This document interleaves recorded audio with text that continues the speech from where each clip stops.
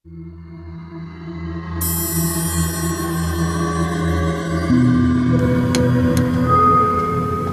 বন্ধুগণ, আসসালামু আলাইকুম।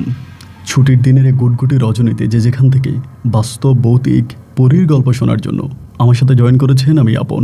আর যে আপন জীবনের গল্পের 1395তম পর্বে আপনাকে প্রতিদিনের মতো স্বাগতম জানাচ্ছি। বন্ধুরা, আজ আমি আপনাকে শোনাবো সিলেটের ভাই মহসিনের জীবনের এক অলৌকিক ভয়ঙ্কর রকম পরীর ভালোবাসামুখর ভৌতিক বাস্তব জীবন কাহিনী, যে গল্পের টাইটেল মেরে ফেলার ভয় দেখিয়ে 9 বছর ধরে পরীর সর্বনাশ করছে এক লম্পট বয়স্ক দুষ্টতান্ত্রিক। বন্ধুরা, আমরা হয়তো অনেকেই শুনেছি মানুষকে জিম্মি করে মুক্তিপণ দাবি করা হয়, অথবা মানুষকে ব্ল্যাকমেল করে খারাপ মানুষরা বিভিন্ন ধরনের কাজ হাসিল করে। কিন্তু এরকম কথা কি আপনি কখনো শুনেছিলেন খুদ একটা পরীকে মরার ভয় দেখিয়ে 9 বছর ধরে তার সাথে যা করে যাচ্ছে তা শুনলে রীতিমতো আপনার শরীরের পশম দাঁড়িয়ে যাবে। এক অবাক করার মতো ভৌতিক বাস্তব জীবনের গল্প।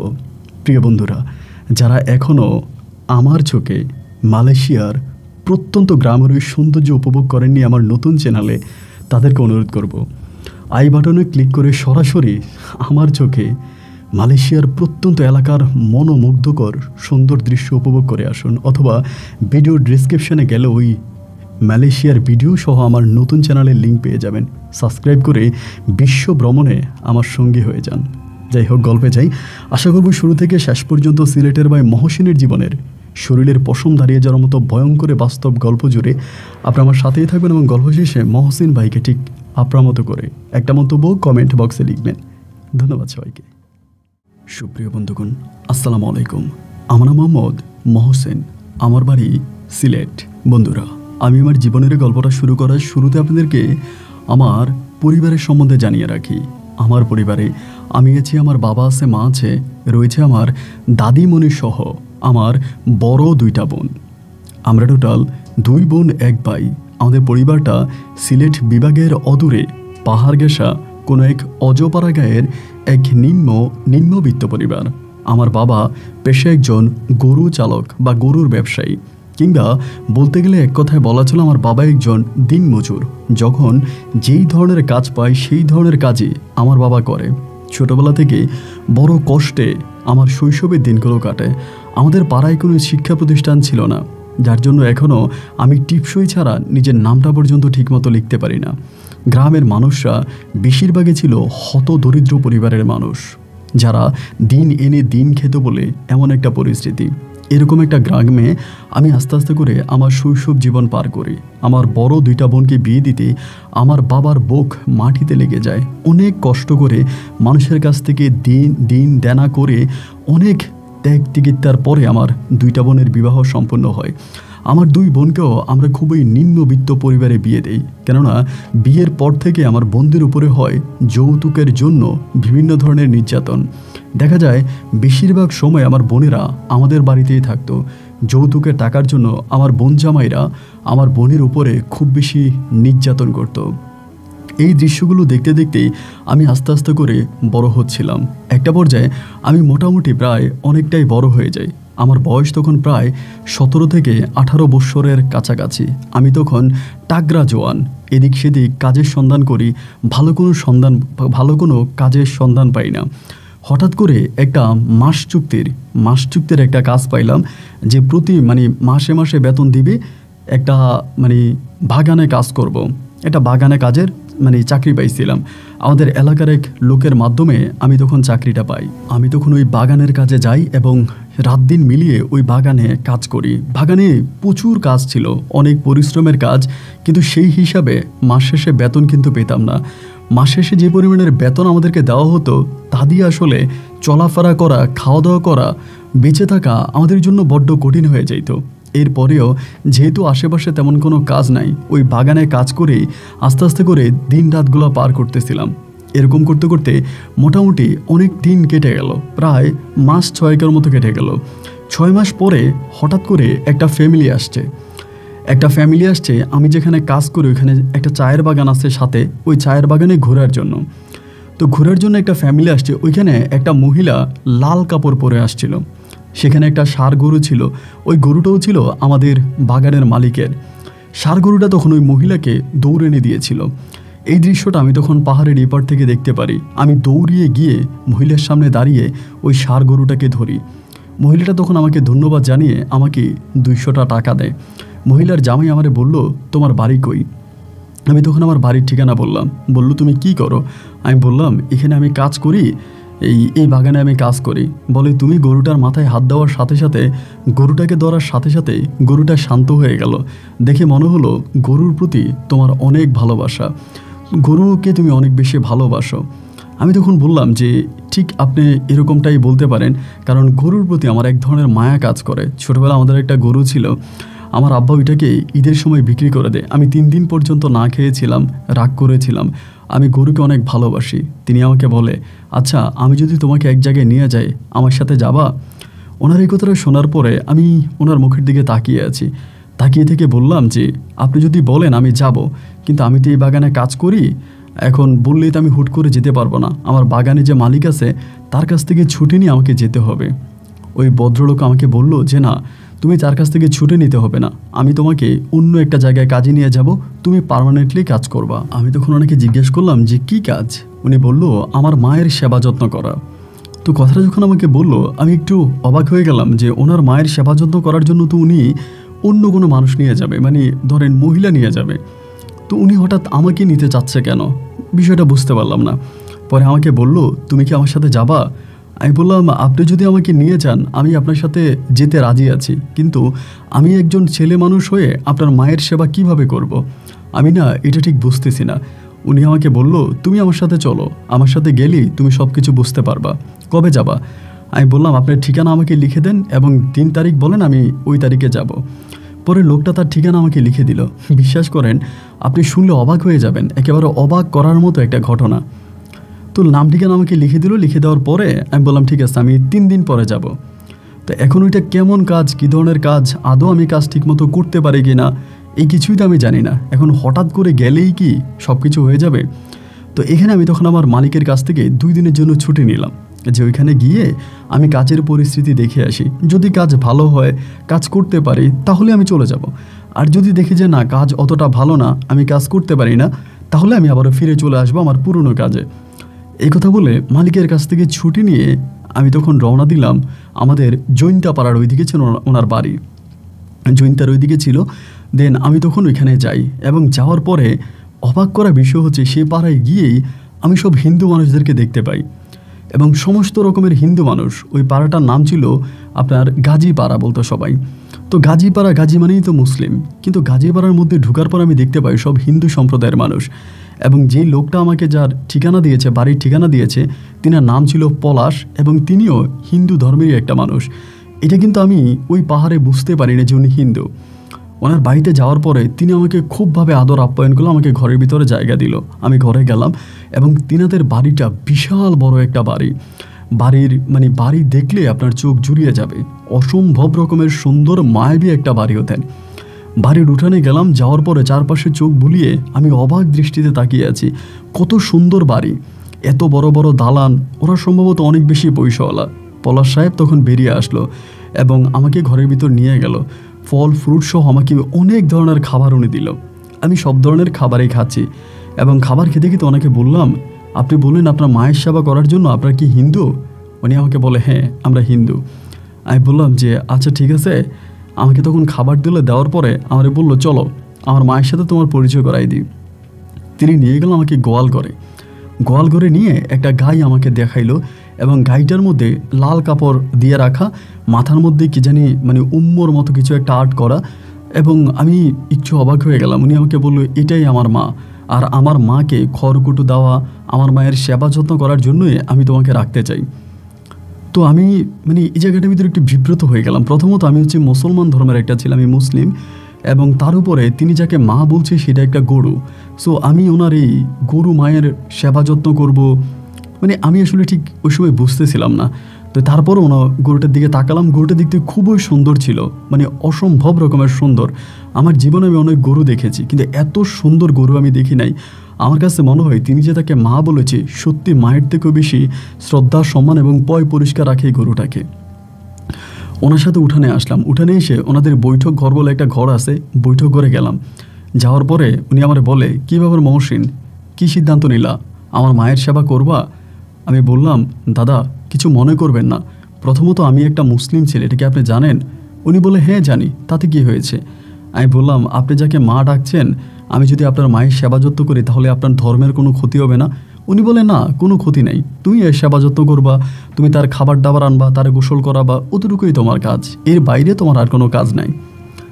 তা আমি বললাম যে আচ্ছা ঠিক আছে, তাহলে বেতনটা কত দিবেন? উনি আমাকে এমন একটা অ্যামাউন্ট বলল, মানে বেতন এত টাকা বলল যে বিশ্বাস করেন আমি মাথা ঘুরে পড়ে যাওয়ার মতো অবস্থা। এত টাকা যদি আমার বেতন হয় তাহলে তো কথাই নাই। এই যে মানে এত টাকা বেতন দিয়ে যদি আমাকে যা করতে বলে, যদি বলে টয়লেট পরিষ্কার করার জন্য, আমি তাতেও রাজি আছি। বেতনের কথাটা শুনে আমি সাথে সাথে রাজি হয়ে গেলাম। এবং উনি আমাকে মাস শেষে বেতন দিবে কি না এত টাকা, ওইটার একটা সন্দেহ আমার মনে থেকে গেছে। যার কারণে মনে বললাম যে পলাশ দাদা কিছু মনে করবেন না, যদি আমাকে কিছু টাকা অ্যাডভান্স করতেন, বেতনের অর্ধেক, আমার কিছু কেনাকাটা ছিল। উনি মুহূর্তের মধ্যে আমার পুরো মাসের বেতনটা অ্যাডভান্স করে দিল। আমাকে বলল, তোমাকে আমি পুরো মাসের বেতনটা অ্যাডভান্স দিয়ে দিলাম, তুমি ওখানে গরুটাকে যেভাবে জড়িয়ে ধরেছো এবং গরুর সাথে তোমার যে একটা সম্পর্ক আমি দেখলাম, আমি নিশ্চিত করে বলতে পারি যে তোমাকে পেয়ে আমার মা অনেক খুশি হবে। মাস শেষ হওয়ার আগেই আমি তোমার মাসের টাকা বুঝিয়ে দিব। ওনার কথা শুনে আনন্দে বাকবকুম হয়ে গেলাম। টাকাগুলো নিয়ে দৌড়িয়ে বাড়িতে আসলাম, মাকে জানাইলাম, বাবারে জানাইলাম, সবাই তো অত্যাধিক খুশি, আমার এত ভালো একটা চাকরি হয়েছে। আব্বা আম্মা আমার কপালে চুমু দিয়ে বলল, আল্লাহ এবার মনে হয় আমাদের দিকে ফিরে তাকাইছে। কিন্তু কোন কাজ আমি করতে যাচ্ছি এটা কিন্তু আমার পরিবারের মানুষরা জানে না। পুরনো যেখানে কাজ করতাম ওখান থেকে আমি তখন বিদায় নিয়ে নিলাম, মাসের টাকাটাও নিয়ে নিলাম। সেখান থেকে সরাসরি আমি ওই দাদার বাড়িতে চলে গেলাম। সকালবেলা ওনার মায়ের জন্য ঘাস কাটা থেকে শুরু করে ওনাকে গোসল করানো এবং ওনার সমস্ত ধরনের মানে সমস্ত রকম মানে ওনার সেবা যত্ন থেকে শুরু করে সমস্ত কিছু আমি করতাম, এবং এমন একটা অবস্থা ছিল যে আমি মানে এটাকে এত ভালোবাসতাম যে সত্যি আমার কাছে মনে হলো এটি এমন একটা গরু যেটা আমাকে দেখলে মানে ডাকতে থাকতো সারাদিন, হ্যাম্বা হ্যাম্বা হ্যাম্বা হ্যাম্বা করে ডাকতো। যখনই আমি সামনে গিয়ে দাঁড়াইতাম এবং দাঁড়ানোর সাথে সাথে চুপ হয়ে যাইত। ওই সামনে গিয়ে দাঁড়াইছি আর কোনো কথা নাই, এবং মানে এত ভালোবাসতো আমারে গরুর সাথে। তখন আমার দিন রাতগুলো খুব ভালোই কাটতেছিল। এভাবে প্রায় 2 থেকে 3 মাসের মতো আমি ওই গাজীপাড়াতে কাজ করি। 2-3 মাস পরে একটা জিনিস আমার চোখে পড়ে। প্রথমত আমি আপনাকে বুঝেই বলি, প্রথম যেটা দেখতে পাই, একটা মেয়ে যার বয়স হবে 21 থেকে 22 বছরের কাছাকাছি, যে কিনা দেখতে মোটামুটি অনেকটা সুন্দর, মানে অনেকটা না, প্রায় সুন্দরী বলা চলে। এবং এত সুন্দরী মেয়েটাকে দেখে আমি একটু অবাক হয়ে গেলাম যে এই মেয়েটা এই বাড়িতে কি করে। মেয়েটা সকালবেলা উঠে দেখি পূজা করে, সকালবেলা উঠে পূজা করে এবং বাকি সব কাজগুলো সে মানে বাসার মধ্যে খুব ভালোভাবেই করে। এবং তার থেকেও বড় অবাক করা বিষয় হচ্ছে ওই ফ্যামিলিতে যে মানুষগুলো আছে তারা সবাই এই মেয়েটাকে মা বলে ডাকে। এই পরিবারের প্রত্যেকটা মানুষ মেয়েটাকে মা বলে ডাকে এবং মেয়েটাও দেখতে শুনতে খুব ভালো, সবার সাথে খুব হাসি মুখে কথাবার্তা বলে, প্রত্যেকের সাথে মেয়েটার সম্পর্ক অনেক বেশি ভালো। তো ওই বাড়িতে আরেকটা মেয়ে কাজ করতো, ওই মেয়েটাও মুসলমান ছিল, মুসলিম একটা মেয়ে ওই বাড়িতে কাজ করে। তো একদিন আমি মেয়েটারে বললাম যে এই যে মানে এখানে যে একটা মেয়ে কাজ করে বা সবাই তাকে মা করে ডাকে, সবাই তাকে এত সম্মান করে, এই মেয়েটা মূলত কে? কাজের মেয়েটা আমাকে বলতে চায় না। মানে আমি যেটা বুঝতে পারলাম যে ওই কাজের মহিলাটা বা মেয়েটা আমার কাছে লুকাতে চাচ্ছে, আমার কাছে এই বিষয় নিয়ে কথা বলতে চায় না। আমি বললাম যে আমার কাছে কি বলা যায় যে মেয়েটা কে? এই মেয়েটা এত সুন্দর এই বাড়িতে কাজ করে, মেয়েটা কে? তা আমার কাছে এই মহিলাটা বলে না। না বলার পরেও আমি আর এটা নিয়ে কোনো মানে জিজ্ঞাসাবাদ করলাম না, যে ঠিক আছে। এরপরে যেটা হলো ভাই, এই মেয়েটাকে দেখতাম যে মানে এই দেখি হাসে, মানে সবার সাথে হাসতেছে, হাসি ঠাট্টা করতেছে। আমার একটু পরে দেখি নীরবে নীরবে বসে কান্না করে। একটা জায়গায় দেখি মানে হাসাহাসি করতেছে, খুব হাসতেছে, এবং আরেকটা জায়গায় দেখি মেয়েটা কান্না করতেছে। মানে এক জায়গায় হাসে, এক জায়গায় কাঁদে, মানে এই দিকে হাসতেছে, এই দিকে কাঁদতেছে। মানে মেয়েটার মাঝে আমি যেটা দেখলাম আর কি, যে আমার কাছে যেটা মনে হলো যে ও লোকে কোনো কিছু কাজ করে, মানে স্বাভাবিকভাবে কোনো মেয়ে না, স্বাভাবিক কোনো মেয়ে না। তো এরকম করে কাজের মেয়েকে 2-3 বার জিজ্ঞেস করার পরে ওই কাজের মেয়েটা চালাকি করে তখন মালিকের কাছে বিষয়টা বলে দেয়, মানে পলাশ দাদার কাছে বলে দেয়। দাদার কাছে বলে দেওয়ার পরে দাদা একদিন তার পূজা মণ্ডপে আমাকে ডাকে, ডেকে আমাকে বলে, মহসিন তুমি মুসলিম ঘরের ছেলে, আমি তোমাকে অনেক টাকা বেতন দিয়ে আমার বাড়িতে কাজ করার জন্য আসছি, তোমার কাজ হচ্ছে আমার মায়ের সেবা যত্ন করা, তার সাথে সাথে থাকা, এটা তোমার কাজ। কিন্তু তুমি এটা না করে যেটা করতেছ, এটা আমার মনে খুব দুঃখ এনে দিয়েছে। আর কখনোই কোনোদিন আমার কাজের মহিলাকে তুমি আমার ঘরে আমার মায়ের বিষয়ে কোনো কিছু জিজ্ঞেস করবা না। আমি তখন বললাম, দাদা আপনি যাকে মা বলতেছেন তিনি তো আপনার মেয়ের বয়সও, আপনার মেয়ের থেকেও আরও ছোট হবে। পরে বলে, তুমি এখান থেকে যাও, মানে এই কথা বলে আমাকে বিদায় করে দিল। মনের ভিতর তখন সন্দেহের মাত্রাটা আরও তীব্র আকার ধারণ করলো। এই মেয়েটা আসলে কে? এই বাড়িতে সে কি করে, কি কাজ তার? সব কিছু মিলে আমি তখন খুব টেনশনে পড়ে গেলাম যে আসলে কি ওইখানে কি করতেছে, কেন প্রত্যেকটা মানুষ তাকে এইভাবে মা করে ডাকে, সম্মান করে, আবার সে এই হাসে এই কাঁধে। এই করতে করতে একদিন উনি মানে কি জানি করতেছিল পুকুর ঘাটে। ওনাদের পুকুর ঘাটটা খুব রাজকীয় একটা পুকুর ঘাট, বিশাল বড় একটা পুকুর। পুকুরের ঘাটের মধ্যে কি জানি কি করতেছে। আমি তখন ওইখানে গেছি, যাওয়ার পরে আমি ওনাকে মায়ে ডাকতাম, যে মা কি করেন? আমার দিকে তাকালো, চোখগুলো বড় বড় করে। আমি দেখে ভয় পেয়ে গেলাম, চোখটা একটু মানে রাগিয়ে আমার এখান থেকে চলে গেল, মানে আমার এই দিক থেকে চলে গেল। যাওয়ার পরে আমি তখনও বুঝতে পারলাম না যে আসলে উনি কে বা এরকম কেন করে। আমার সাথে তো চাইলে কথা বলতে পারতো, একটু কথা বললে এমন কি ক্ষতি হতো? না, আমার সাথে কথাও বললো না। এবং মেয়েটা দেখতে এত সুন্দর ছিল, আমি জানি না ভাই, সত্যি কথা আমার ভিতর থেকে কেন জানি মেয়েটার প্রতি এক ধরনের ইমোশন, আবেগ, ভালোবাসা কাজ করতে শুরু করে।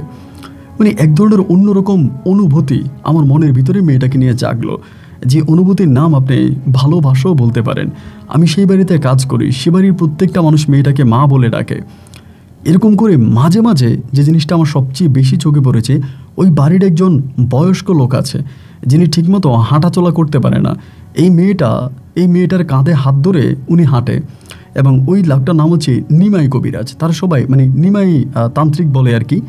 উনি একটা সময় অনেক বড় মাপের একজন তান্ত্রিক ছিলেন, এবং এত বড় মাপের তান্ত্রিক ছিলেন যে উনি মানে বাংলাদেশে খুব কমই ছিলেন, উনি ছিলেন পুরো ইন্ডিয়াতে। বৎসরে একবার যখন বাড়িতে আসতো, ওনার এখানে আসতো, তখন প্রচুর মানুষরা, ভক্তরা ওনাকে ঘিরে ধরতো, ওনার কাছে আসতো। কিন্তু ওনার বাড়ি হচ্ছে মানে আসাম রাজ্যে, উনি আসাম থেকে এসেছে। তো ওইখানে হচ্ছে ওনার বাড়িঘর সব কিছু, উনি ওখান থেকে এখানে এসে উনি এখানে থাকতেছে। তো আমি যত এই পরিবারটাকে দেখি ততই অবাক হয়ে যাই। আমার এই পরিবারের কোনো মিল আমি খুঁজে পাই না। এরকম করে দীর্ঘটা দিন কেটে গেল। দীর্ঘদিন কেটে যাওয়ার পরে একদিন সকালবেলা, মানে সকালের কাছাকাছি ওই সময়তে উনি দেখি মানে ওই মেয়েটা দেখি, মেয়েটার নাম ছিল আলো। মেয়েটা দেখি কি তখন মানে আম গাছের নিচে বসে আছে, বসে বসে হুফিয়ে কাঁদতেছে। সকালবেলা আমি তো গরুর খোল দিব, খাবার দিব, আমি গরুর গোয়াল ঘরে গেলাম। ওইখান থেকে এসে দেখি মেয়েটা কান্না করতেছে, আশেপাশে মোটামুটি খালি কেউ নেই। আমি মেয়েটার কাছে গেলাম, যাওয়ার পর আমি বললাম, কি ব্যাপার মা, কান্না করেন কেন? আমার দিকে তাকিয়ে বলতেছে, আপনি কাকে মা ডাকতেছেন? আমি বললাম, কেন আপনাকেই? বলে, আমি কি আপনার মায়ের বয়সী? আমি বললাম, আপনি আমার মায়ের বয়সী না, কিন্তু আপনাকে মা করে ডাকলে কি সমস্যা আছে? আমার থেকেও বড় বড় মানুষরাও তো আপনাকে মা বলে ডাকে। মেয়েটা তখন বলে, আমাকে ডাকে না, ডাকে পার্বতীকে। আমি বললাম, পার্বতী? আপনি কে? বলে, আমি আলো। তো পার্বতীকে? কিছু বলে না। মুহূর্তের মধ্যে আবার খিলখিলিয়ে হাসতে শুরু করছে। এই জায়গায় 1 সেকেন্ড পরে আবার হাসি।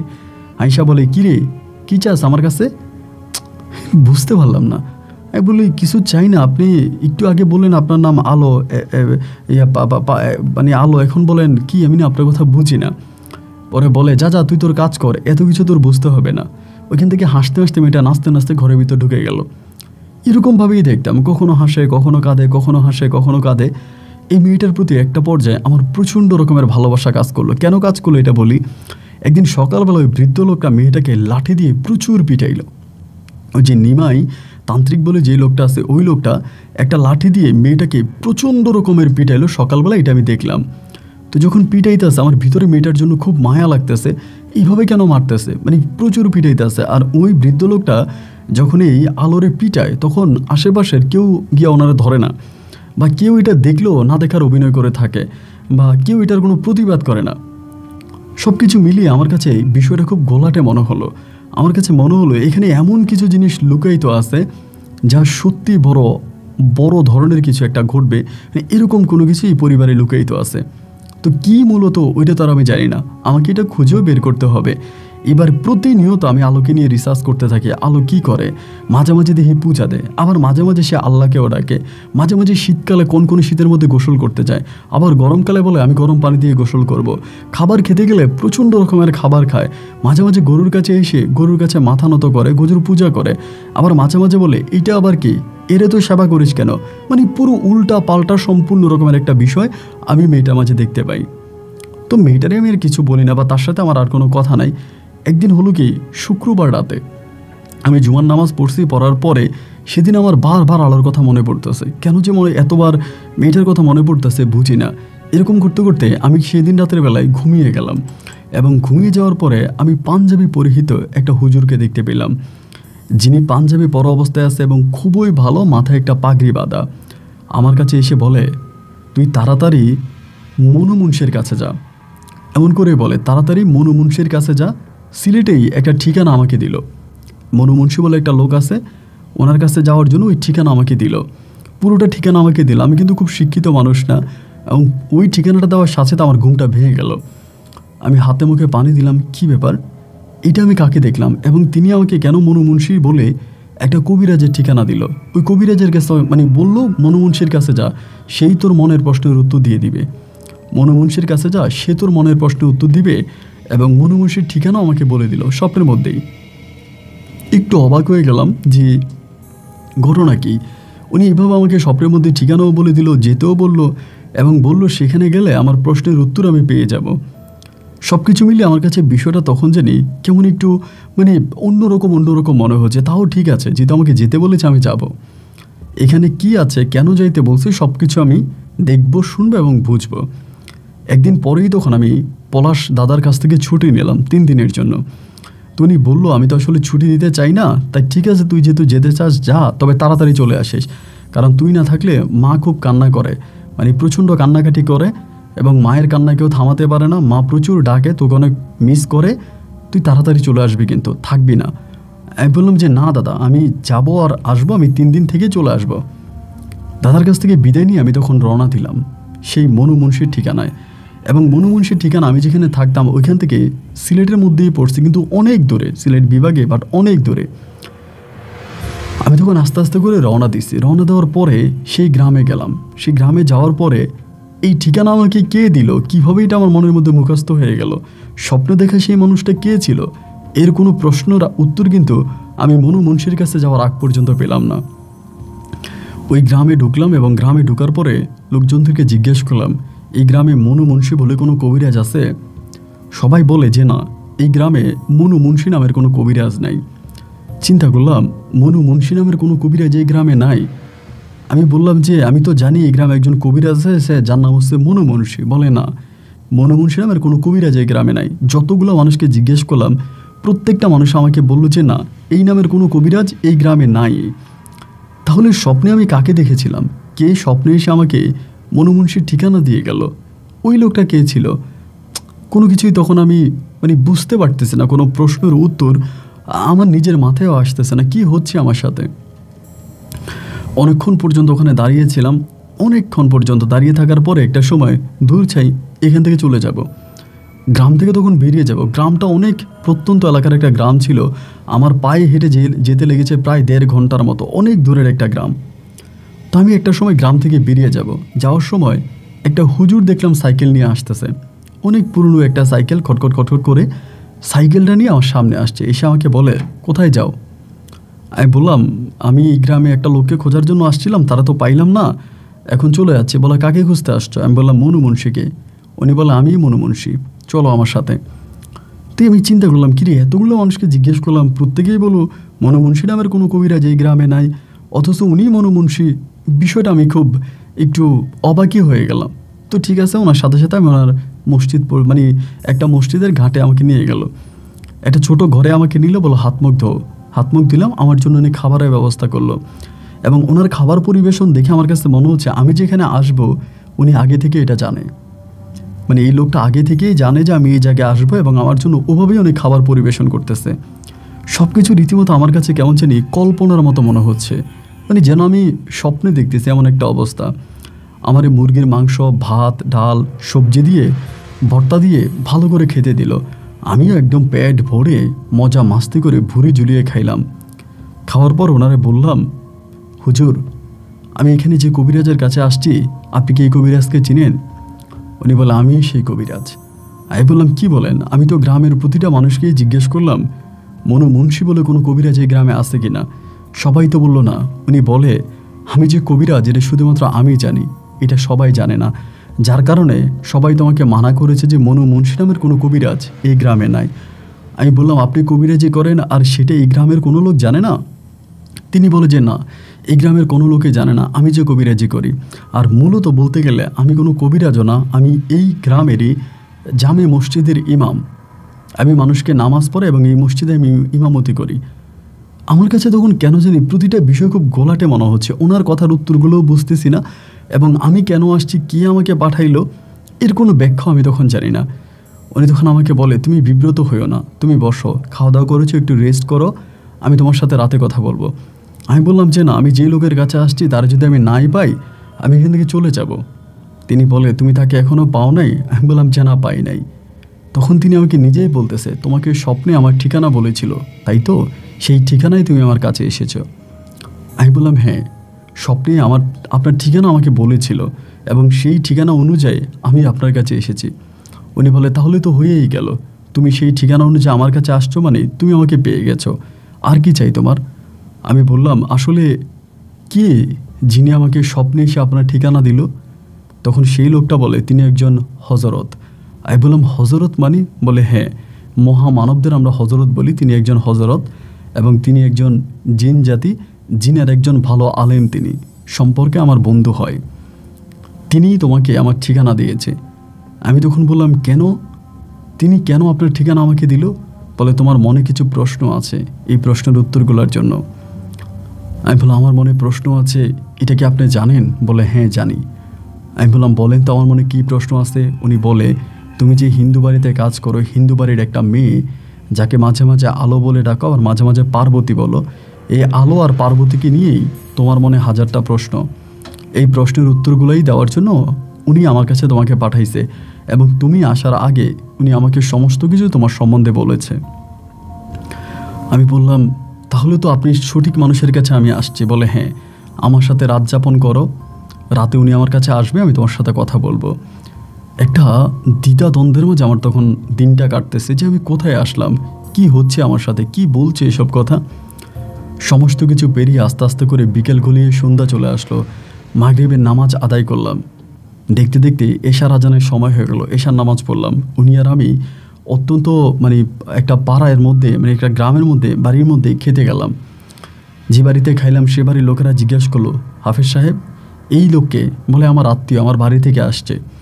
খাওয়া দাওয়া করলাম, করে ঘরে আসছে। আসার পরে তিনি তখন কোরআন পড়তেছে, আমি তখন চুপচাপ বসে আছি। অনেকক্ষণ ধরে কোরআন পড়লো এবং কোরআন পড়ার পরে ইতিমধ্যে আমার ঘুম চলে আসছে। উনি কোরআন পড়তেছে, আমি মস্তি করে খাইছি, আমার ঘুম চলে আসলো এবং এই ঘুমের মধ্যে রাত 2টা বেজে গেছে। আনুমানিক রাত তখন 2টার মতো বাজে। উনি আমাকে ডাকলো, আমি তখন উঠলাম। উঠার পরে আমাকে বলে, ঘুম আসছে? আমি বললাম, জি। উনি বলে, তোমার প্রশ্নের উত্তরগুলো দেওয়ার জন্য আমি প্রস্তুত। আমি বললাম, দেখেন, আমার প্রশ্ন তো একটাই, আমি আলো সম্বন্ধে জানতে চাই। উনি তখন বলে, আলো একটা মুসলিম পরিবারের মেয়ে, যার বাড়ি এখান থেকে অনেক দূরে। আমি বললাম, কোথায়? বলে, চট্টগ্রামে। আমি বললাম, চট্টগ্রামে ওর বাড়ি, কিন্তু ও এখানে কিভাবে আসলো? হিন্দু পাড়ায় ও কী কাজ করে এবং হিন্দুর কেন প্রতিটা মানুষ তাকে মা বলে ডাকে?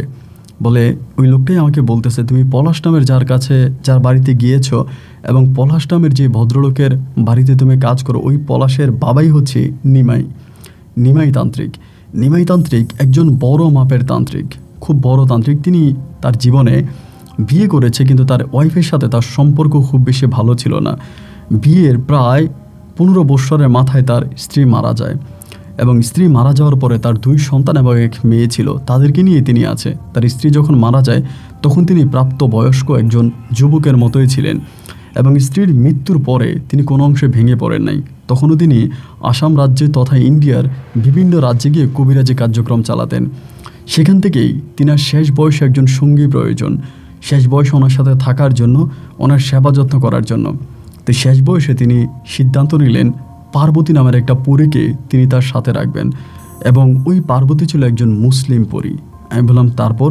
বলে এই মুসলিম পরীটাকে তিনি তখন বাধ্য করে তার কাছে আনার জন্য, কিন্তু পরীটাকে তার কাছে আনতে, তার কবলে আনতে একটা ওই পরীর অনুযায়ী একটা মেয়ে দরকার ছিল, যে মেয়ে শরীরে পরী প্রবেশ করতে পারবে এবং সেই মেয়েকে দিয়েই, সেই মেয়ের মাধ্যমেই পরী এই নিমাই তান্ত্রিকের বাড়িতে থাকবে।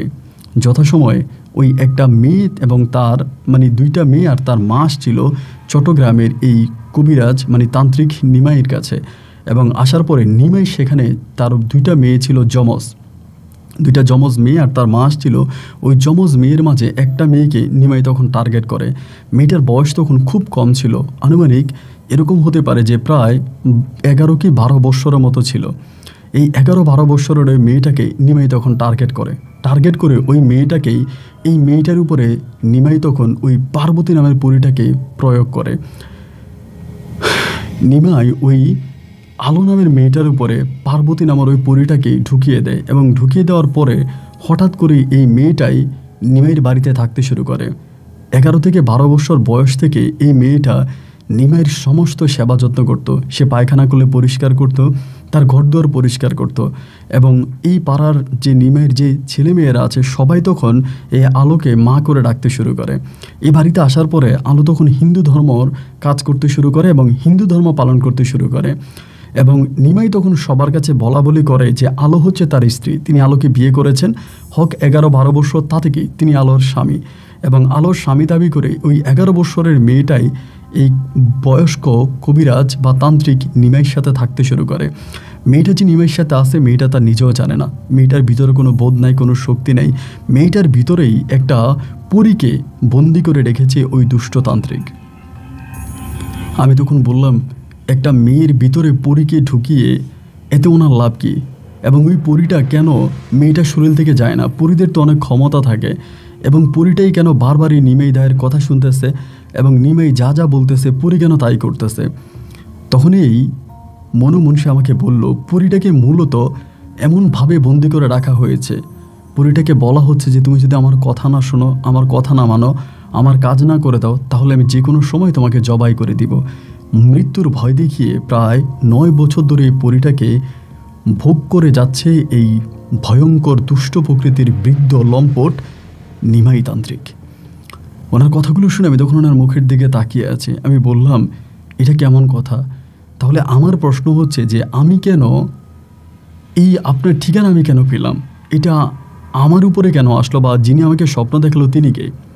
বলে তিনি একজন ভালো মানের জিন এবং মুসলিম জিন। তিনি ওই দিক দিয়ে যাওয়ার সময় আপনি যেটা নিয়ে ভাবতেছেন, চিন্তা করতেছেন, সে এটা দেখছে। আমার সাথে থাকা জিনটা এটা দেখতে পেয়েছে। দেখতে পেয়ে তিনি তখন থেকে আপনাকে টার্গেট করে। তিনি তো সরাসরি আপনাকে আর ঘুমের মধ্যে এসব বুঝিয়ে বলতে পারে নাই। আপনি ঘুমিয়ে যাওয়ার পরে আপনাকে আমার ঠিকানা দেয়, এবং রাতের মধ্যে আমার কাছে এসে সব কিছু বলে যায় যে ছেলেটা হয়তো আসতে পারে, আসলে তুমি তাকে কথাগুলো বলে দিও। আমি তো খুব অবাক হয়ে গেলাম ওনার কথা শুনে। আমি বললাম, আপনি যে এতক্ষণ যে কথাগুলো আমাকে বললেন, এই কথাগুলো আপনি শুনলেন কোত্থেকে? তিনি বলে, আমি কোরআন পড়তে পড়তেই তিনি আমার কাছে আসে এবং এসে আমাকে সব কিছু ভেঙে চুরে বলে তোমাকে বলার জন্য।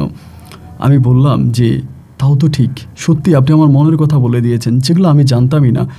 তখন আমি বললাম, তাহলে উনি আমাকে দিয়ে কি কোনো কিছু করাতে চায়? মানে আপনার সাথে যেই জিনটা আছে সেই জিনটা কি আমাকে দিয়ে কোনো কিছু করাতে চায়?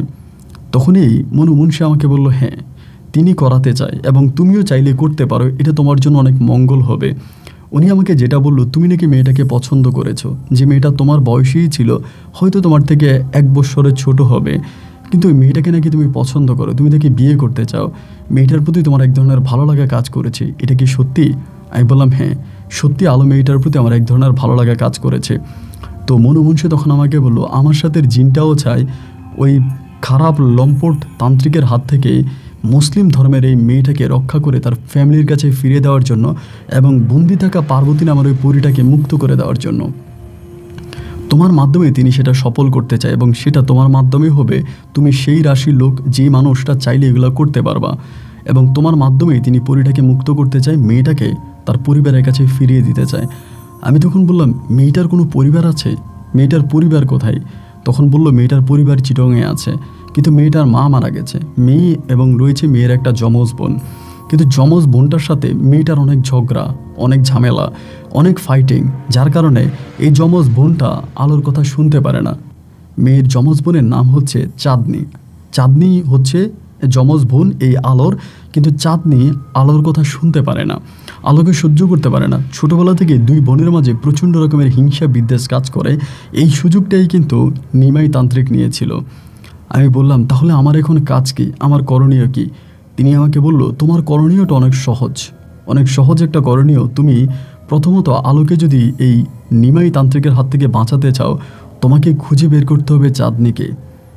আমি বললাম, চাঁদনিকে? চাঁদনিকে আমি কোথায় পাবো? চিটং বললেই তো আর আমি খুঁজে পাবো না। তিনি বলে, না, চাঁদনির সমস্ত ঠিকানা আমার কাছে আসে। চাঁদনির বিয়ে হয়েছে, তার কোনো বাচ্চা কাচ্চা হয়নি, সে গার্মেন্টসে চাকরি করে। তার স্বামী পেশায় একজন টেম্পো বেবি ট্যাক্সি চালক, বেবি ট্যাক্সি চালায় তার স্বামী। তার সমস্ত ঠিকানা আমি তোমাকে দিয়ে দিব। তুমি সেই ঠিকানাতে গিয়ে যেভাবেই পারো চাঁদনি নামের মেয়েটাকে তুমি তার সাথে একটা সম্পর্ক করার চেষ্টা করবা বা তাকে বোঝানোর চেষ্টা করবা। সম্পর্ক করে পারো বা বুঝিয়ে পারো, যেভাবেই হোক চাঁদনিকে এখানে নিয়ে আসতে হবে। আমি বললাম, চাঁদনিকে এখানে কেন নিয়ে আসতে হবে? চাঁদনিকে এখানে নিয়ে আসলে কাজটা কি হবে? উনি আমাকে বলল, মূল কথা হচ্ছে আলো নামের যে মেয়েটাকে দিয়ে, আলো নামের যে মেয়েটার শরীরে পার্বতীকে বশ করে রেখেছে নিমাই তান্ত্রিক, মূলত ওই আলোর শরীরের কোনো একটা অংশে, কোন অংশে এটা ঠিক জানি না, তবে কোনো একটা অংশে একটা তাবিজ রয়েছে।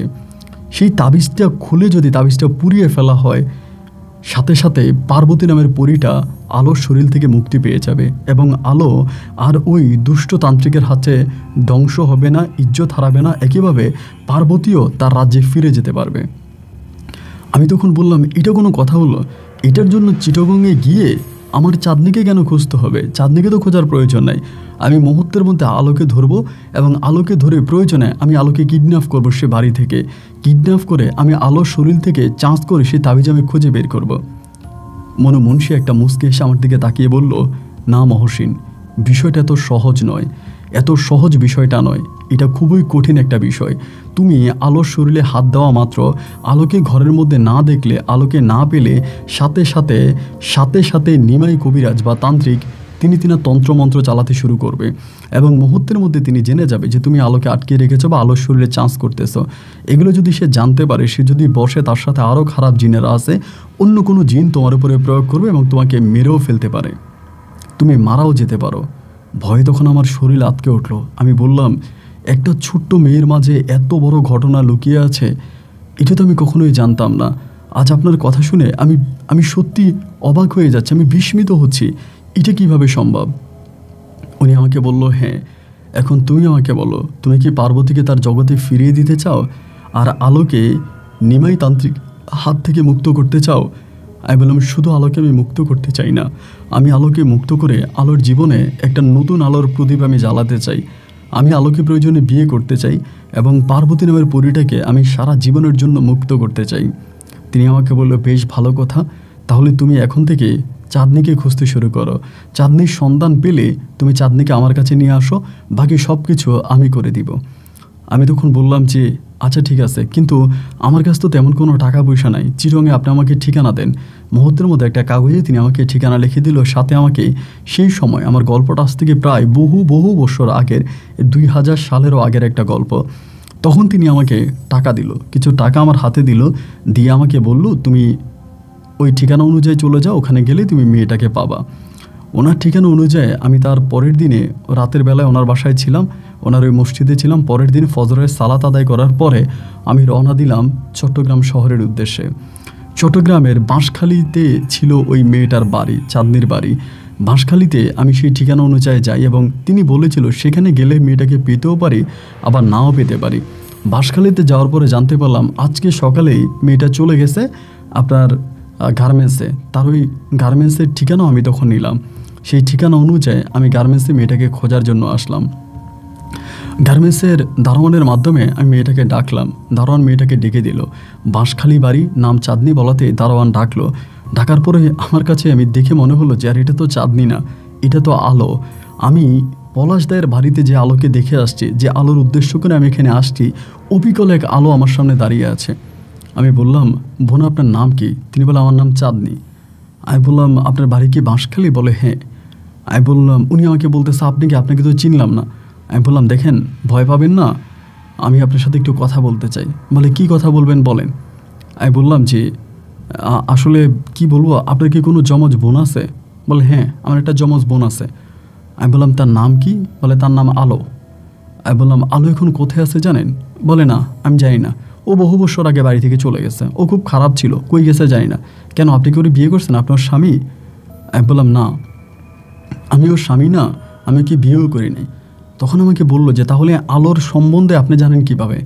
আর আপনার চেহারাটা দেখে আমার কাছে মনে হচ্ছে আমি মনে হয় আপনাকে কই জানি দেখছি। আমি বললাম বহু বছর আগে আপনার সাথে আমার পরিচয় হয়েছে, আপনি হয়তো জানেন না। আচ্ছা, পরে মেয়েটা আমাকে বলতেছে আপনি কি অমুক গার্মেন্টসে কাজ করছিলেন একবার? আমি তখন আন্দাজে ঢিল বানানোর মতো বললাম হ্যাঁ, আমি অমুক গার্মেন্টসে কাজ করছি। তাই আমারে বলে যে ও আচ্ছা, তাহলে তো ভালো, এখানে কেন আসছেন, কাজের জন্য? আমি বললাম হ্যাঁ, আমারও একটা কাজ দরকার, আমি একটা গার্মেন্টসে কাজ খুঁজতেছি। বলে ওখানে তো আপনি হেল্পারি করছেন, এখানেও কি হেল্পারি করবেন? কীভাবে আমাকে এগুলো বলে মেয়েটা, আমি নিজেও বুঝি না। আমি বললাম হ্যাঁ, আপনি যদি হেল্পারি দিতেন আমি হেল্পারি করবো। বলে আমি তো অপারেটর। ঠিক আছে, আপনি তাহলে হেল্পারি করেন, চলেন আমি আপনার পরিচয় করাই দিই সুপারভাইজারের সাথে। সুপারভাইজারের কাছে আমাকে নিয়ে গেল। মুহূর্তের মধ্যে সুপারভাইজার আমাকে বললো আপনার কাগজপত্র দিতে। তো ওরকম কাগজপত্র আমার কাছে ছিল না, যা যা ছিল তা দিলাম। পরে ওই দিনে আমার তখন ওই গার্মেন্টসে চাকরি হয়ে গেল। সারাদিন আমি ওই গার্মেন্টসে চাকরি করলাম। বিকেল গড়িয়ে সন্ধ্যা চলে আসলো। আসার পরে আমি তখন চাঁদনিরে বললাম আমার তো থাকার কোনো জায়গা নাই, আমি কোথায় যাব? বলে সমস্যা নাই, আমার বাসায় চলেন, আমার হাজব্যান্ড আছে, আমি থাকি এক রুমে, আপনাকে অন্য একটা রুমে থাকতে দিব। এত সহজে যে মেয়েটা আমাকে মেনে নিবে বা এত সহজে যে আমি চাঁদনির মাঝে ঢুকতে পারবো, এটা আমি কখনো কল্পনাও করতে পারিনি। আমি তখন চাঁদনির কাছে গেলাম। যাওয়ার পরে চাঁদনি আমাকে তার ঘরে নিয়ে গেল। ওনাদের ঘরে নিয়ে গেল, বস্তির ওই ঘরে 2 রুমের একটা ঘর ছিল। এবং ওখানে নিয়ে যাওয়ার পরেই তার হাজব্যান্ড তার সাথে খুব ঝগড়া লেগে গেল। চিনি না, জানি না, হঠাৎ করে চাকরি দিলে নিয়ে আসলি। উনি বলতেছে না, বহু বছর আগে ছেলেটা আর আমি একটা গার্মেন্টসে চাকরি করছি, আমার পরিচিত। এ কথা বলে আমাকে চাকরি দিল। আমি শুয়ে শুয়ে ভাবতেছি আমি কই করতাম চাকরি, কত টাকা বেতন পাইতাম, ওখান থেকে এই জায়গায় চলে আসলাম। এরপরেও আমার কাছে কাহিনীগুলো বেশ ভালোই লাগতেছিল। ভিতরে কেন জানি অন্যরকম এক প্রশান্তিও পাচ্ছিলাম। চিন্তা করলাম কি হয়, শেষ পর্যন্ত শুনবো, শেষ পর্যন্ত দেখব এই গল্পের শেষ কোথায়। আমি গল্পের শেষ খুঁজতেছিলাম। ওই ভাষায় আমি দিনের পর দিন কাটাচ্ছিলাম। কেন জানি আমার ভিতরেও অনেকটা ভালো লাগা কাজ করতেছে। একটার পর একটা নতুন নতুন কিউরিসিটির জন্ম হচ্ছে, একটার পর একটা নতুন নতুন ঠিকানা, স্থায়িত্বতার জন্ম হচ্ছে, এবং এগুলো আমার কাছে বেশ ভালোই লাগতেছিল। আমিও খুব মজা করে এখানেই সময় কাটাইতেছি যে ঠিক আছে, দেখি না এরপরে কি হয়। আমি তখন এর পরের গল্পের অপেক্ষায় পড়ে আছি। এরপরে কি হয় সেটা দেখব। এরকম করতে করতে 1 দিন 2 দিন 3 দিন 4 দিন করে সময়গুলো কাটতেছে। একটা পর্যায়ে এই চাঁদনির সাথে আমার একটা ভালো ঘনিষ্ঠ সম্পর্ক হয়ে যায়। হয়ে যাওয়ার পরে চাঁদনির জামাইটা খুব ভালো ছিল না। উনি টেম্পো চালাইতো, ট্যাক্সি চালাইতো, আপনার এই ওই সময় ছোট ছোট, এখনকার সময় যেমন সিএনজি, সিএনজির মতোই ছিল ওইগুলো। এটাকে বেবি ট্যাক্সি বলতো, বেবি ট্যাক্সি চালাইতো, যেগুলো হাত দিয়ে আপনার স্টার্ট দেওয়া লাগতো। তো এরপরে উনি দেখতাম প্রতি রাতে ওনার হাজব্যান্ডের সাথে ঝগড়া করে, ঝামেলা করে, এবং সবসময় এরকম করে। একদিন আমি ওনার সাথে খুব ভালো করে কথা বললাম। ইতিমধ্যে প্রায় 2 থেকে 2.5 মাসের মতো কেটে গেছে। এই 2-2.5 মাস আমার পরিবারের সাথে আমার কোনো যোগাযোগ নাই, আমার আব্বা আম্মার সাথে যোগাযোগ নাই, মনো মুন্সির সাথে কোনো যোগাযোগ নাই, পলাশ নামের যে লোকের বাড়িতে আমি কাজ করতাম তার সাথে আমার কোনো যোগাযোগ নাই। সব কিন্তু আমার কাছে তখন চিহ্ন ছাড়ার মতো ছিল। এই সব কিছু ছেড়ে আমি তখন নিজের মতো করে এই জায়গার মধ্যে থাকতে শুরু করলাম। 2.5 থেকে 3 মাসের মধ্যে চাঁদনির সাথে আমার একটা ভালো সম্পর্ক শুরু হলো, মধুর একটা সম্পর্ক শুরু হলো, এবং এই সম্পর্কটার নাম আপনি ভালোবাসাও দিতে পারেন। চাঁদনি আমাকে পছন্দ করে, সবসময় বলে তার স্বামীকে সে ডিভোর্স করে দিবে। তার স্বামীর সাথে তার সম্পর্ক ভালো না, তার স্বামী একটা লম্পট, দূর চরিত্রের একটা মানুষ, সে কিনা খুবই খারাপ, সে তার স্বামীর সাথে থাকবে না, তার স্বামীকে সে ছেড়ে দিবে, তার স্বামীর সাথে সে থাকতে চায় না। বারবার একটা কথাই বলে আমি আমার স্বামীর সাথে থাকবো না, উনি খারাপ চরিত্রের লোক, এ ভালো না, এ নেশা করে, এই খায় ও খায়, এটা করে ওইটা করে, এরকম হাজারটা বদনাম স্বামীর নামে আমার কাছে দিয়ে গেল। শেষ পর্যন্ত আমাকে বললো উনি ওনার স্বামীকে ছেড়ে দিবে। তা আমি বললাম ঠিক আছে, স্বামীকে যদি ছেড়ে দেন তাহলে ছেড়ে দিতে পারেন, কোনো সমস্যা নেই। এমন করে তার সাথে আমার একটা মনের অজান্তেই এক ধরনের ভালোবাসাবাসি শুরু হলো। আমি তারা বললাম আমার বাড়ি সিলেটে, আপনি যাবেন? বলে তোমার বাড়ি কই সেটা তো জানি না, তা তুমি যদি নিয়ে যাও তাহলে যাব। সে সময় তার সাথে আমার গভীর প্রেমের সম্পর্ক শুরু হয়। ও আমাকে খুব ভালোবাসে, আমিও ওকে খুব ভালোবাসি। সে ভালোবাসার সূত্র ধরেই আমি তখন এই চাঁদনিকে নিয়েই সরাসরি রওনা দিলাম সিলেটের উদ্দেশ্যে। সিলেট যাচ্ছি, তখনও কিন্তু আমাদের বিয়ে হয়নি।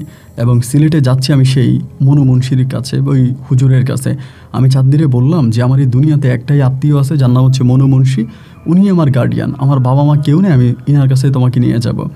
যাওয়ার আগে আমি মনু মুন্সিকে কোনো কিছুই বলিনি, কিন্তু অবাক করা বিষয় হচ্ছে মনু মুন্সির সামনে আমি যখন চাঁদনিকে নিয়ে দাঁড়ালাম, মনু মুন্সি মুহূর্তের মধ্যে আমাকে সব কিছু মানে তিনি বুঝে গেল।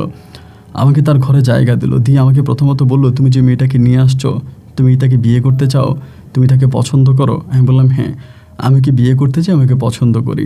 পরে এই মসজিদের মধ্যেই তখন এই মনু মুন্সি আমাকে আর চাঁদনিকে বিয়ে করাই দেয়। মুহূর্তের মধ্যে চাঁদনি আমার বউ হয়ে যায়। বউ হয়ে যাওয়ার পরে তিনি এই পাড়ার মধ্যেই একটা ঘরে আমাদেরকে থাকতে দেয়। 1 সপ্তাহের মতো আমি আর চাঁদনি এই ঘরের মধ্যে থাকি। চাঁদনি আমাকে বারবার বলে, তুমি আমাকে কেন নিয়ে আসছো, বা এখানে কেন, আমরা তো কোনো শহরে যাব, চাকরি বাকরি করবি, হুজুর আমাদেরকে কয়দিন খাওয়াবে। সপ্তাহখানিক থাকার পরে একদিন রাতের বেলায় মনু মুন্সি আমাকে আর চাঁদনিকে তার ঘরে ডাকছে।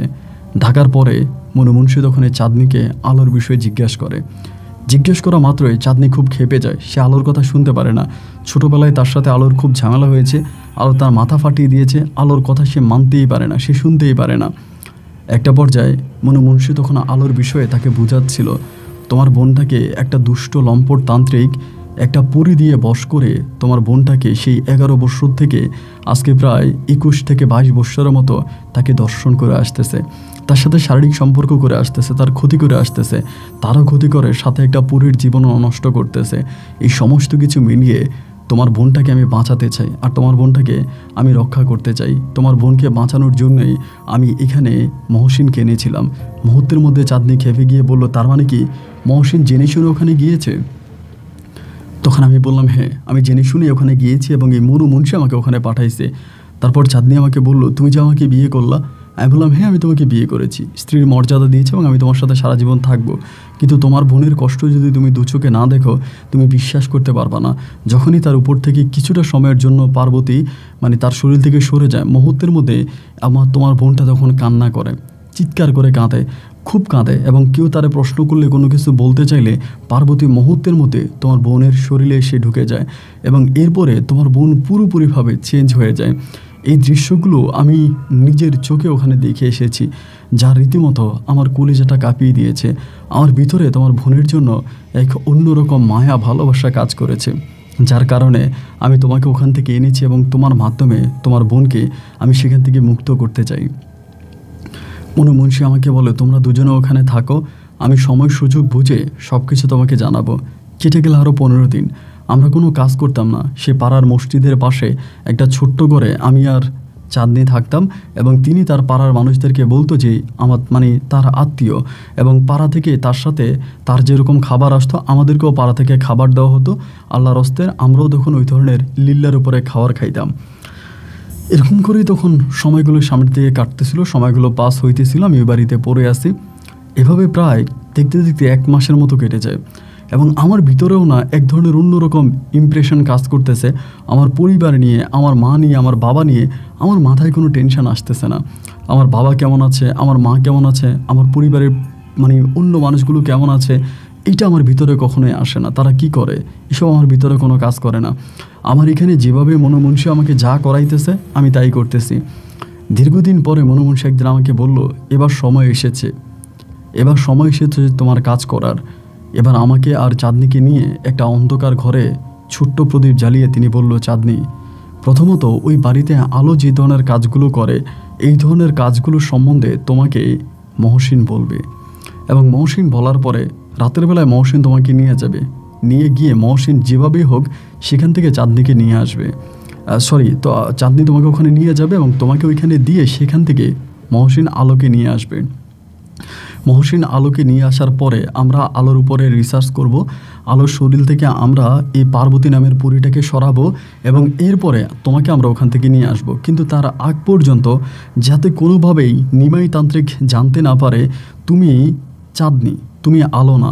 যদি সে কোনোভাবেই জানতে পারে যে তুমি চাঁদনি, তুমি আলো না, তখনই কিন্তু সে তার সাথে থাকা জিনগুলো আমাদের উপরে যদি প্রয়োগ করে দেয়, আমরা যদি তোমার বোনের শরীর থেকে পার্বতীকে সরাতে না পারি, এর মুহূর্তেই যদি তিনি জেনে যায়, তাহলে তোমারও ওই বাড়িতে মরতে হবে এবং এদিক দিয়ে তোমার বোনও মারা যাবে আর আমাদেরও চরমভাবে ক্ষতি হয়ে যাবে।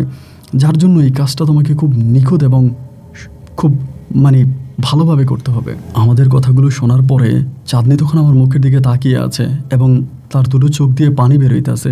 তার বোনের উপরে অমানসিক নির্যাতনের সমস্ত কথাগুলো, বর্ণনাগুলো যখন তাকে দেওয়া হলো, সব কিছু শুনে চাঁদনি বলল, আমি এই প্রস্তাবে রাজি আছি। তোমরা আমাকে যেভাবে প্রয়োগ করতে বলবো আমি সেভাবেই প্রয়োগ করব। ইতিমধ্যে মহসিন বলল, 2 দিন হাতে সময় আছে। এই 2 দিন তুমি চাঁদনিকে বুঝাও যে আলো ওই বাড়িতে কী ধরনের কাজ করে, সমস্ত ঘটনাগুলো কী ধরনের কাজ কী করে না করে, এই সব কিছু চাঁদনিকে বুঝিয়ে বলো। এবং চাঁদনিকে যদি সব কিছু তুমি বুঝিয়ে বলতে পারো, এরপরে চাঁদনি সেভাবেই গিয়ে আলোর ভূমিকায় অভিনয় করবে নিমাই কবিরাজ বা তান্ত্রিকের সাথে। আমি বললাম ঠিক আছে। আমি বলতাম আলো এইভাবে ওঠে, আলো এইভাবে পূজা করে, আলো এটা করে, আলো ওইটা করে, সব কিছুই আমি তখন চাঁদনিকে বুঝিয়ে বলি। সমস্ত কিছু বুঝিয়ে বলার 3 দিন পার হয়। 3 দিন পরে একদিন সন্ধ্যা রাতে এই কবিরাজ, মনুমুন্সী কবিরাজ আমাকে বলে, আজকে রাত 9টা বাজে তুমি চাঁদনিকে নিয়ে রওনা দিবা। আমি একটা বেবি ট্যাক্সি ঠিক করে দিব। সেই বেবি ট্যাক্সি তোমাদেরকে ওই গ্রামের কাছাকাছি নামাই দিবে। নামাই দেওয়ার পরে তুমি তোমার বউ চাঁদনিকে নিয়ে তার বাড়ির পিছনে, তুমি তো চিনোই পলাশদের বাড়ি, নিমাই তান্ত্রিকের বাড়ি, সে বাড়ির পিছনে নিমাই তান্ত্রিক যে ঘরে থাকে তার ঘরের পিছনেই তুমি চাঁদনিকে নিয়ে দাঁড়ায় থাকবা। রাতের একটা অংশে আলোই ঘর থেকে বেরিয়ে আসবে। আলো ঘর থেকে বেরিয়ে এসে রাতের আঁধারে ওই পুকুরে আলো গোসল করবে। আলো গোসল করে ভিজা শরীর নিয়ে যখন উঠবে, ঠিক এই সময় আলোর শরীরের উপরে এই পানিটা তুমি ছিটিয়ে দিবা। পানিটা ছিটিয়ে দিলে আলো ওখানে জ্ঞান হারিয়ে ফেলবে। এরপরে আলোকে তুমি কাঁধে করে নিয়ে এসে আবারও বেবি ট্যাক্সি করে আমার কাছে নিয়ে আসবা। আর সেই জায়গার ভিতরে চাঁদনি পুকুরে নেমে শরীর ভিজিয়ে নিমাই তান্ত্রিকের কাছে যাবে। তবে খবরদার চাঁদনি, যাতে কোনোভাবেই নিমাই তান্ত্রিক বুঝতে না পারে তুমি তার যমজ বোন। চাঁদনি তখন বলল যে না, নিমাই তান্ত্রিক কোনোভাবেই বুঝবে না আমি তার যমজ বোন। আমি ঠিক একইভাবে ওই ভূমিকায় অভিনয় করব। যেমন করে চাঁদনিকে শিখিয়ে দেওয়া হলো, চাঁদনি সেই ভূমিকায় অভিনয় করবে বলে এবং কাপড় আমাদেরকে দিয়ে দিল, যে যেই কাপড় মানে আলো যে কাপড় পরবে ওই কাপড় যাতে খুলে চাঁদনিকে দিয়ে আসা হয়। এবং এখানে কিছুটা সময় লাগবে। তিনি বলল সময় লাগলে সমস্যা নাই, যদি 1 ঘন্টা লাগে সমস্যা নাই, তবে চাঁদনি যাতে নিখুঁতভাবে আলোর ভূমিকা অভিনয় করতে পারে এটা তাকে শিখিয়ে দাও। সব পাকাভক্ত হলো, পরিপূর্ণতা সব ঠিক হলো। রাতের বেলায় বেবি ট্যাক্সি যোগে আমরা তখন রওনা দিলাম। রাত 2টো থেকে 2:30টার কাছাকাছি আমরা তখন গিয়ে উপস্থিত হলাম নিমাই তান্ত্রিকের ঘরের পিছনে। ঘুটঘুটে অন্ধকার বসে আছি। একটু পরেই পানির শব্দ শুনতে পেলাম। বুঝতে পারলাম আলো পানিতে পড়েছে। আমরা দুজনেই তখন চুপি সারি সারি এই গাছের কিনারায়, সেখানে একটা আম গাছ ছিল, আম গাছের পিছনে এসে দাঁড়ালাম। দেখলাম পানির মধ্যে ডুব ডুব ডুব ডুব দিচ্ছে আলো। চান্দ্রিমা রাত ছিল, ছোটো ছোটো আলো পড়তেছিল। একটু পরেই দেখলাম পুকুর থেকে আস্তে আস্তে করে আলো উঠে আসতেছে।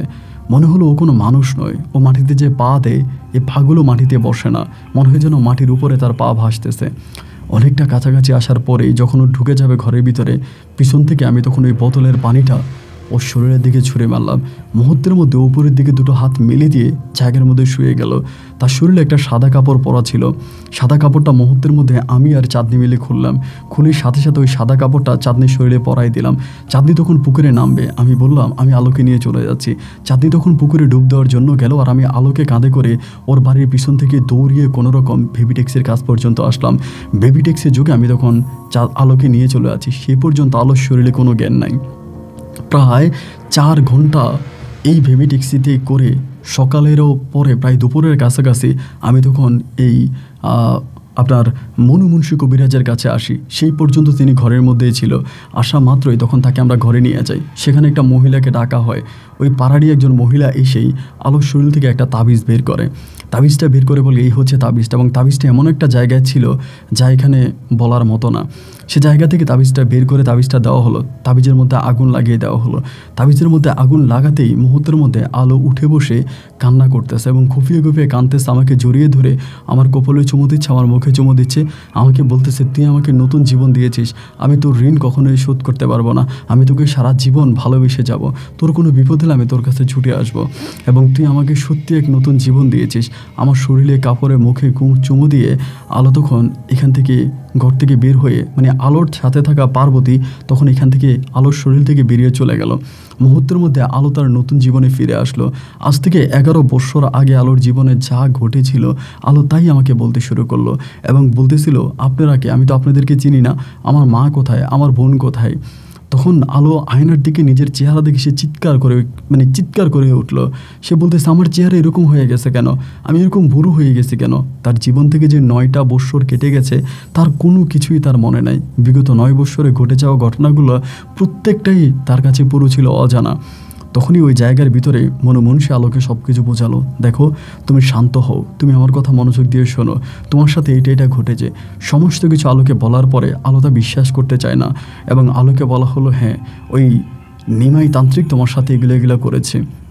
একটা ভালো জিনধারা এবং মহসিনের সহযোগিতায় তোমাকে আমরা ওখান থেকে রক্ষা করিয়ে এনেছি। আমি তখন বললাম মনমনসীকে, আমার বউ চাঁদনির সাথে ওখানে কী হচ্ছে? তিনি বললে, যা হচ্ছে তা তুমি মেনে নাও। এটা মেনে না নিলে তুমি আলোকে মুক্ত করতে পারতা না। এটা মেনে না নিলে তুমি আলোর শরীর থেকে পার্বতী নামের পরীটাকে বের করতে পারতা না। আমাদের কথা ছিল নিমাইয়ের সাথে, এই চাঁদনির সাথে, যে আমি চাঁদনিকে ওখান থেকে নিয়ে আসব।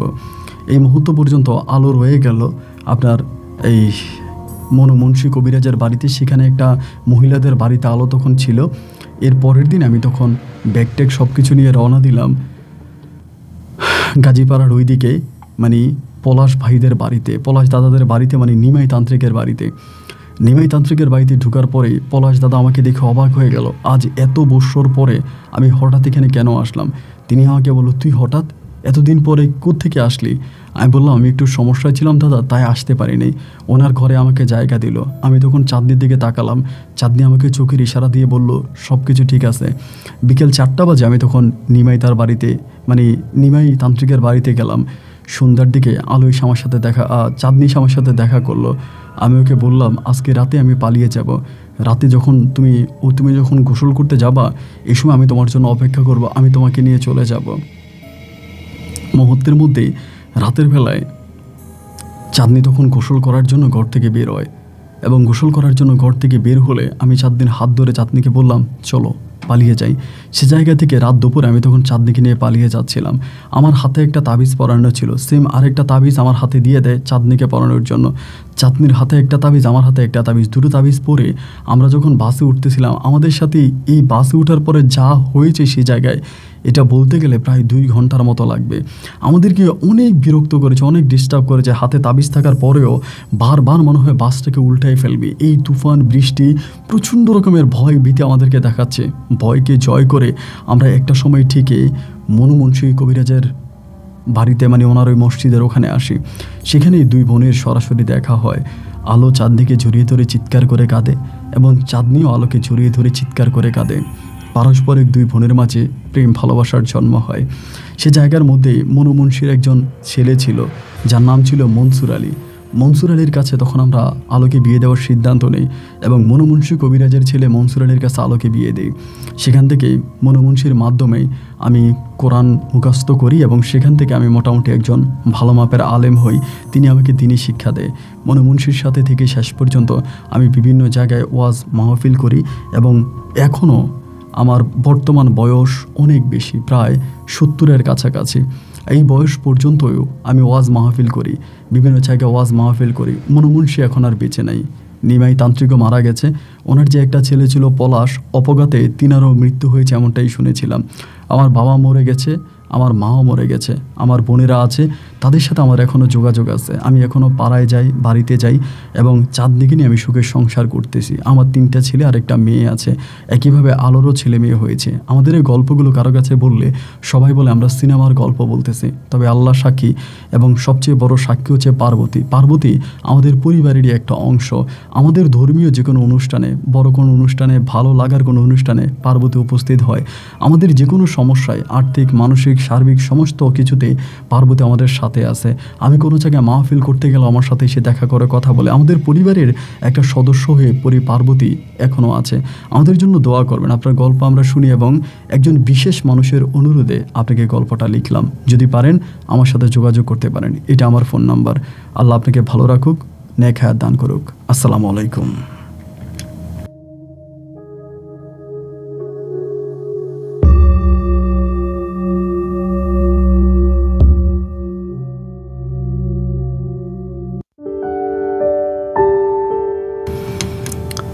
আমি জানি না আমি কি বলেছি বা কি রেকর্ড করেছি, কোনো কিছু আমার মাথায় আসে নাই, সব মাথার উপর দিয়ে গেছে। আল্লাহ তালাই ভালো জানে এই গল্পের মানে কি বা এই গল্পের কি হলো। আমি ওনার গল্পটা পড়েছি, এটা পড়তে আমার 3 ঘন্টার মতো সময় লাগছে। বিশাল বড় একটা স্টোরি, এবং আমার কাছে গল্পটা আমার কাছে বলার পিছনে তার একটা বড় ধরনের কারণ আছে। কারণটা আমি এখানে নাই বলি, এটা ওনাদের ব্যক্তিগত একটা কারণ, যার কারণে তিনি আমাকে গল্পটা বলেছে। এবং মুন্সি এখনও বিভিন্ন জায়গায় যায়, ওয়াজ মাহফিল করে, এবং বিভিন্ন মাহফিলে তিনি পার্বতী তার সাথে আছে এটা বলে, যার জন্য উনি কুমিল্লা তো গত বছরে নাকি 3টা ওয়াজ করে গিয়েছে। বন্ধুরা, আমি জানি না কী বলবো, শুধু একটা কথাই বলবো যে গল্প নিয়ে কোনো মতামত থাকলে কমেন্ট বক্সে লিখবেন। দেখাবো অন্য কারো বাস্তব জীবনের গল্প নিয়ে। আর যারা এখনও আমার ট্রাভেলিং চ্যানেল সাবস্ক্রাইব করেন নাই, ভিডিও ডিসক্রিপশনে গিয়ে সাবস্ক্রাইব করে বিশ্ব ভ্রমণে আমার সঙ্গে হয়ে যান। দেখাবো অন্য কারো বাস্তব জীবনের গল্প নিয়ে। আল্লাহ হাফেজ এন্ড আসসালামু আলাইকুম।